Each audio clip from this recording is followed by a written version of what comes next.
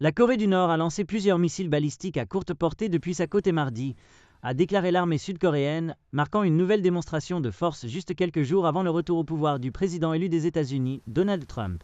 Les missiles ont parcouru environ 250 km après avoir été tirés vers 9h30 du matin depuis Ganggi, dans la province de Jagang, près de la frontière du pays avec la Chine, a déclaré l'état-major commun de Séoul, JCS.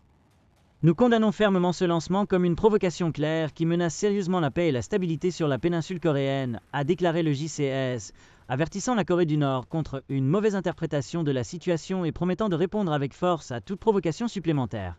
Le président par intérim de la Corée du Sud, Choi Sang-mok, a également condamné le lancement comme une violation des résolutions du Conseil de sécurité des Nations Unies et a déclaré que Séoul répondrait fermement aux provocations de la Corée du Nord.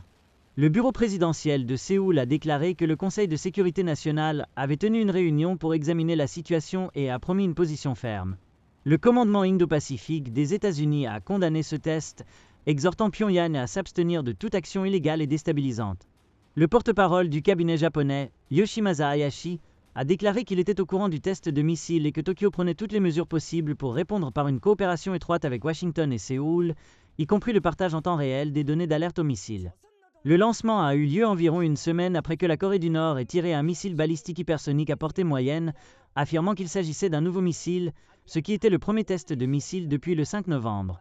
Le lancement de mardi a eu lieu quelques jours avant l'inauguration du président américain, Trump, qui a tenu des sommets avec le leader nord-coréen Kim Jong-un pendant son premier mandat et a apprécié sa relation personnelle avec lui. Les législateurs sud-coréens, après avoir été informés par le Service national de renseignement, ont déclaré lundi que les récents tests d'armement de Pyongyang visaient en partie à montrer ses atouts aux États-Unis et à attirer l'attention de Trump après une promesse de la contraction la plus sévère contre les États-Unis lors d'une réunion politique clé à la fin de l'année dernière.